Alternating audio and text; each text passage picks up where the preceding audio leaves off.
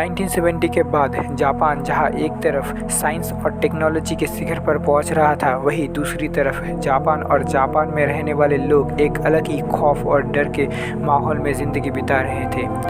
डर और खौफ एक ऐसी खूबसूरत लड़की का जो देखने में तो बहुत ही खूबसूरत थी, लेकिन उससे मिलने वाली मौत बहुत ही डरावनी और खौफनाक होती थी। इतनी ही खौफनाक कि देखने वाले का रूह भी कांप जाए।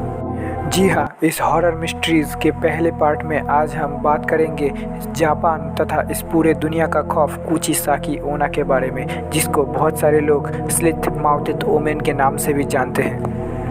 लेकिन आप अगर कहीं से भी इस चैनल पर नए आ गए हो और ये वीडियो देख के आपको अच्छा या फिर नॉलेजेबल लगा, तो इस वीडियो को एक लाइक कर देना और चैनल को सब्सक्राइब करके बेल नोटिफिकेशन को ऑल पे सिलेक्ट कर देना। कुचिसाकी ओना या फिर slit mouthed woman Japanese folklore की one of the most popular urban legends में से एक है।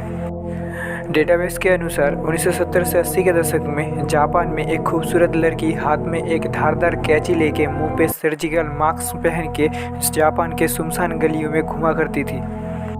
उन सुनसान गलियों से जब भी कोई अकेला बच्चा या फिर अकेले आदमी गुजरता था तो वो लड़की यानी कि कुचिसाकी ओना उनके पास आती थी और आके उनको कहती थी अतासाकी अकीरे, यानी कि एम आई लुकिंग ब्यूटीफुल। इस सवाल का जवाब जितना सिंपल लगता है उतना सिंपल है नहीं, क्योंकि अगर कोई इस सवाल का जवाब ना में देता तो कुचिसाकी ओना कैंची से उसके गले पर वार करके उसको मार देती थी। लेकिन कोई अगर इस सवाल का जवाब हाँ में देता था तो कुचिसाकी ओना अपनी सर्जिकल मास्क को उतार के अपनी एक कान से दूसरी कान तक कटा हुआ डरावना और खौफनाक चेहरा उस बच्चे या फिर आदमी को दिखाती थी और दोबारा से अपना सवाल दोहराती थी, क्या मैं अब भी सुंदर दिखती हूँ? और उसके बाद भी अगर कोई इस सवाल का जवाब ना में देता तो कुचिसाकी ओना तभी उसको मार देती थी, या फिर कोई अगर इस सवाल का जवाब हाँ में देता था तो कुचिसाकी ओना उसके कैंची से उस सवाल का जवाब देने वाले की मुंह पर भी एक कान से दूसरे कान तक काट देती थी, जिसकी वजह से उस विक्टिम के मुंह पे भी कुचिसाकी ओना की तरह ही एक डरावनी और खौफनाक घाव तैयार हो जाती थी। बहुत बार बहुत ज़्यादा ब्लीडिंग हो जाने के कारण उस घाव की वजह से उन विक्टिम्स की वहीं पर ही मौत हो जाती थी। 1970-80 के दशक में जापान में कुचिसाकी ओना का खौफ इतना ही बढ़ गया था कि जापान के लोग घरों से बाहर निकलना ही बंद कर दिए थे, क्योंकि कुचिसाकी ओना छोटे बच्चों को ही ज़्यादातर अपना शिकार बनाती थी। इसीलिए जापान सरकार ने बहुत सारे गवर्नमेंट स्कूलों को तत्कालीन बंद कर दिया। जितने भी प्राइवेट स्कूल और गवर्नमेंट स्कूल तब खुले थे तो उन स्कूलों में बहुत तगड़ी सी पुलिस प्रोटेक्शन दी जाती थी। लेकिन अभी सवाल तो ये आता है कि कुचिसाकी ओना ऐसा करती क्यों थी और कुचिसाकी ओना असल में कौन थी? जापानीज फॉकलोर के अनुसार जापानीज एडो पीरियड में यानी कि 17 to 19 सेंचुरी में जापान में कुचिसाकी नाम की एक बहुत ही खूबसूरत लड़की रहती थी। कुचिसाकी देखने में बहुत ही खूबसूरत थी, जिसके कारण वो अपनी खूबसूरती पर बहुत ही घमंड करती थी। कुचिसाकी ओना के पति एक सामुराई होने के कारण ज़्यादातर वक्त उन्हें घर से बाहर रहना पड़ता था। कहा जाता है कि जापानीज एडो पीरियड के दौरान जापान में एक बहुत ही घमासान युद्ध हुआ था। युद्ध में भाग लेने के लिए सामुराई को बहुत दिन के लिए घर से बाहर जाना पड़ा। युद्ध खत्म होने के बाद सामुराई जब फिर से घर में वापस आया तो उसने कुचिसाकी को एक गैर मर्द के साथ आपत्तिजनक स्थिति में देखा।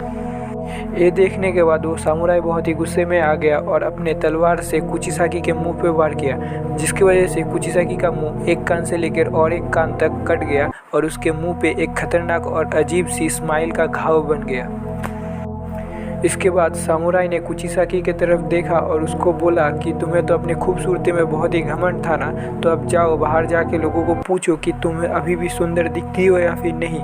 और ये बोलने के बाद सामुराई घर से चला गया और कभी वापस नहीं आया। और आखिर में बहुत ज़्यादा ब्लीडिंग हो जाने के कारण कुचिसाकी ओना की मौत हो गई। और अभी सवाल ये आता है कि कुचिसाकी ओना को पहली बार कहाँ देखा गया? असल में कुचिसाकी ओना के देखने की पहली खबर आई 1970 में जापान के एक गांव से, जहां पर जापान की एक गांव की बूढ़ी औरत घर जाने के वक्त एक सुनसान गली में एक लड़की को हाथ में कैंची लेके हुए मुंह में सर्जिकल मास्क पहने हुए खड़े रहते हुए देखा। और इसके बाद वो बहुत ही घबरा गई और गांव में आके हर किसी को ये बात बताया। तब के मीडिया हाउसेस ने इस घटना को कवर भी किया था और इसके बाद से ही कुचिसाकी ओना की साइटिंग्स की खबर आने लगी। वैसे तो जापान के अलग अलग शहरों में कुचिसाकी ओना को अलग अलग अवतार में देखे जाने के दावे किए जाते रहे, जैसे कि टोक्यो के एडोगावा सिटी में कुचिसाकी ओना को लॉन्ग रेड ग्राउंड और हाथ में एक रेड अम्ब्रेला लेके हुए देखे जाने का दावा किया गया, और दूसरी तरफ तामागावा सिटी में उसको कीचड़ में लपेटे हुए ग्राउंड को पहने हुए देखे जाने का दावा किया गया, और दूसरी तरफ हाजीओजी सिटी में उसको एक कमोनो पहने हुए देखे जाने का दावा किया गया। जापान में कुचिसाकी ओना के इतने सारे देखे जाने के दावे सामने आने के बाद 1975, 1976 और 1977 के दौरान जापान समेत साउथ कोरिया, चाइना, ताइवान में भी कुचिसाकी ओना को देखे जाने के दावे सामने आए। वैसे तो कुचिसाकी ओना के सवाल का कोई स्पष्ट रूप से जवाब नहीं होता, लेकिन बहुत सारे लोगों की माने तो कुचिसाकी ओना के सवाल के जवाब में अगर बोला जाए you are looking average like other girls, यानी कि तुम दूसरे लड़कियों की तरह ही ठीक ठाक दिखती हो, तो कुचिसाकी ओना कंफ्यूज हो जाती है और विक्टिम्स को वहाँ से भागने का मौका मिल जाता है। या फिर बहुत सारे लोगों की माने तो कुचिसाकी ओना के सामने अगर कॉइन्स या फिर चॉकलेट ज़मीन पे गिरा दिया जाए तो उनके साउंड से कुचिसाकी ओना इरिटेट हो जाती है, जिसकी वजह से कुछ समय के लिए विक्टिम्स को वहाँ से भागने का मौका मिल जाता है। वैसे तो 1980 के बाद से कुचिसाकी ओना को देखे जाने के दावे धीरे धीरे कम होने लगे, लेकिन जापान के लोगों की माने तो कुचिसाकी ओना अभी भी जापान के सुनसान गलियों में घुमा करती है और इंतज़ार करती है अपने अगले शिकार की। वैसे आप सबको इसके बारे में क्या लगता है, आप अपनी राय कमेंट सेक्शन में मुझे बता सकते हैं। और मैं आपको मिलता हूँ किसी एक नए वीडियो में एक नया टॉपिक और एक नए मिस्ट्री के साथ। तब तक आप घर पे रहिए और सेफ रहिए। जय हिंद।